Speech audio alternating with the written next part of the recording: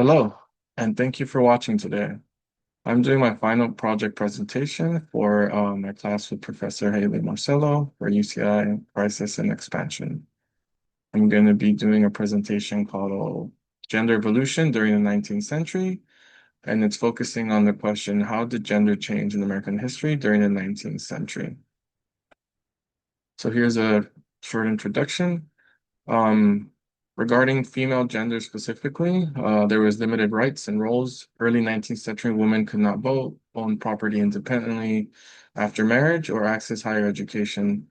Social norms confined them to home under the cult of domesticity. And this comes with our class's key concept, separate spheres, which men were entitled to public realm of work, politics, commerce, while women in their own sphere were focused on or were made to focus on private and the domestic sphere. This led to seeds of reform, participation in abolition, temperance and moral reform. Movements gave women a public voice, paving the way for the organized women's rights movement and the 1848 Seneca Falls Convention. So here I'm going to actually highlight a couple of important figures regarding the evolution of gender, specifically females. So this is Sarah Moore Grimke. She was an American abolitionist, women's rights advocate, early feminist thinker. And here's a quote from her. All history attests that men have subjected women to his will, use her as means to promote his selfish gratification, to minister to his sensual pleasures, to be instrumental in promoting his comfort, but never has he desired to elevate her to that rank she was created to fill. And this is actually from a primary source called Sarah Grimke Calls for Women's Rights, 1838. So Sarah was one of the earliest feminist thinkers, and I believe this is a very powerful quote that even now can have much meaning, as it is in many countries. There's a patriarchal system for the most part, where women are seen as, I hate to say it, but inferior or lesser, subjected to servitude. Households. I know it can be argued or said that some women are okay with that, and that's completely fine. But overall, it seems like this is an imbalance of the social dimensions of a relationship, specifically more in a marriage as well. This is Dorothea Dix. She was an American social reformer, advocate for mental health, superintendent of Army of Nurses during the Civil War. And this is a quote from her. I come to present the strong claims of suffering humanity. I come to place before the legislature of Massachusetts the condition of miserable, the desolate, the outcast. I come as the advocate of helpless, forgotten, insane, and idiotic men and women, of being sunk to a condition from which the most unconcerned would stare with real horror, of beings wretched in our prisons and more wretched in our almshouses. And this is from a primary source called Dorothea Dix Defends the Mentally Ill, 1843. Um, so again, just kind of to highlight, during this time, women were to be placed at home, be at home, take care of the home. Republican motherhood dictated that they were to focus on making their children or society in general be good civilians for Americans. So here I'm highlighting so far two female individuals who did not fit this norm. So they actually wanted to advocate for themselves and for others. And here specifically, Dorothea focuses on on mental health or focusing on mentally ill. This is actually from her experience going to many different facilities, poorhouses, jails, what they called asylums at the time, where she witnessed the suffering of men and women um, due to the neglect that they faced in these facilities. Because at the time, having a mental health problem or issue, challenge, seen as ill, they were basically forgotten and neglected, and at times probably had to deal with the people who were their supposed caretakers their own issues, she knows that in some cases they were beaten or had lacerations on their body.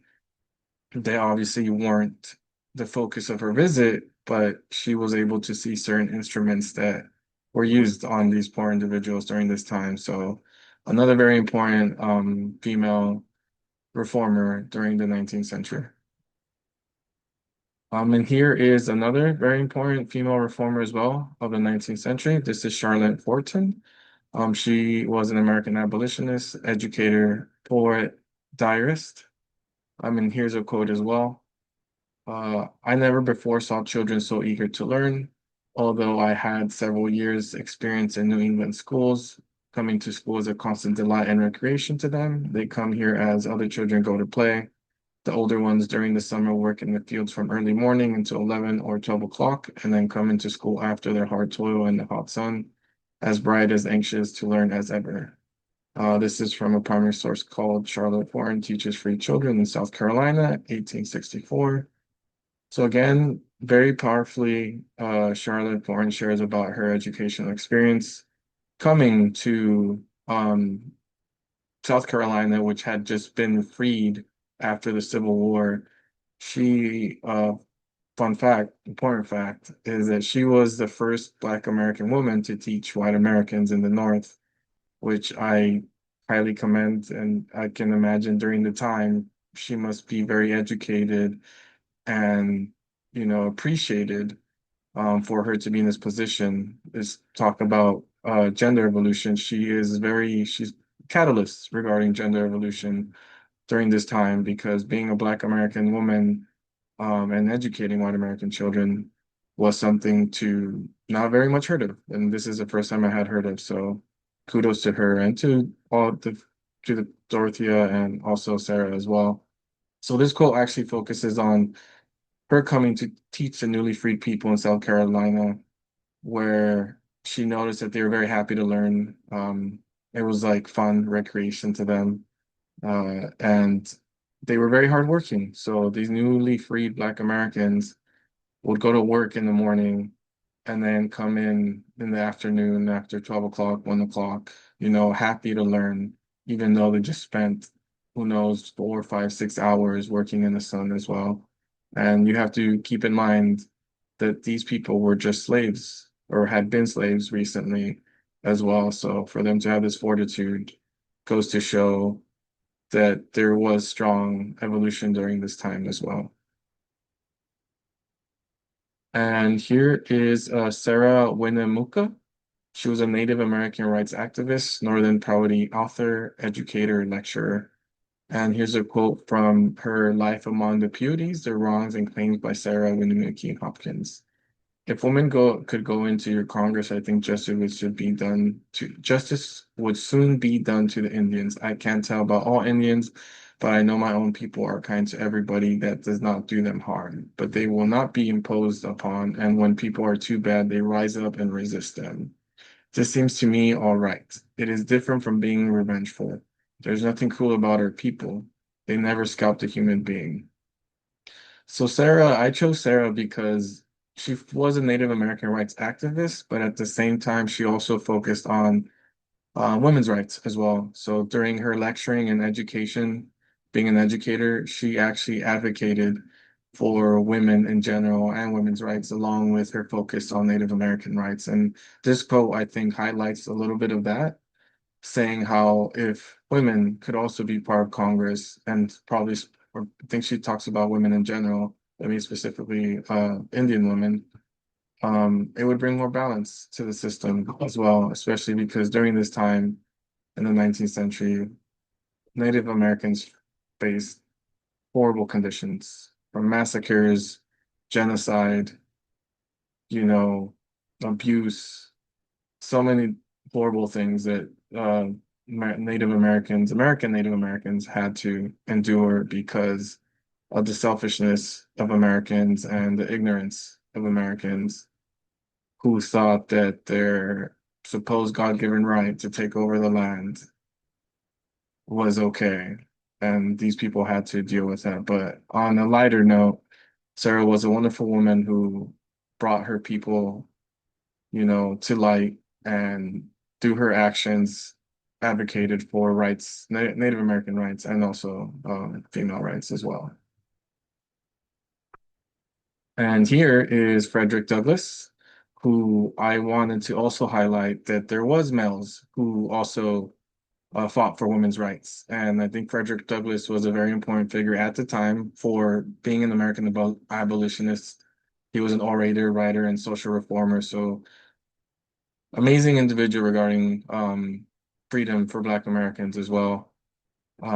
At the same time, he was, I think, the only Black American to be at the Seneca Falls Convention, which the Seneca Falls Convention was a convention where a lot of females, prominent female figures and not prominent as well, came together to talk about the disbalance of women's rights and what they could do about it, which led to the Declaration of Sentiments, which was um, mirrored or, you know, mirrored, yeah, the declaration mirrored on the Declaration of Independence. So they kind of changed the wording a little bit to highlight or to bring more attention and focus and put in the forefront women's rights as well. So Frederick Douglass was actually one of the few men who was there, and he was the only Black man who was there at the Seneca Falls Convention. So he had a newspaper called the North Star. And here, I think this is actually the first one that was printed on in Rochester, New York, Friday, December 3rd, 1847. I know it's a little bit small, but underneath the North Star, there's a quote that says, "Right is of no sex, truth is of no color, God is the father of us all, and we are all brethren." So Frederick Douglass was an advocate for, yes, Black Americans and their rights, but he was just an advocate, not just, he was an advocate for rights in general, civil rights. So he's basically saying that right is of no sex, truth is of no color, that the right and truth, what is in, what is right and truth is not considerate of female, male, gender in general, and or color. So he basically saying that freedom is for everyone and it doesn't discriminate because you are of a specific gender or you are of a specific color or race as well.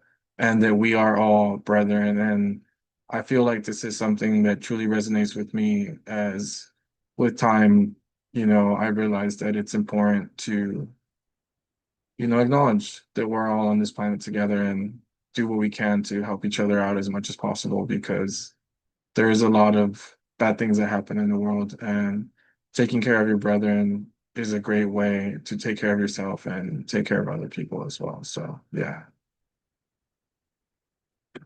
And thank you for watching. Appreciate it.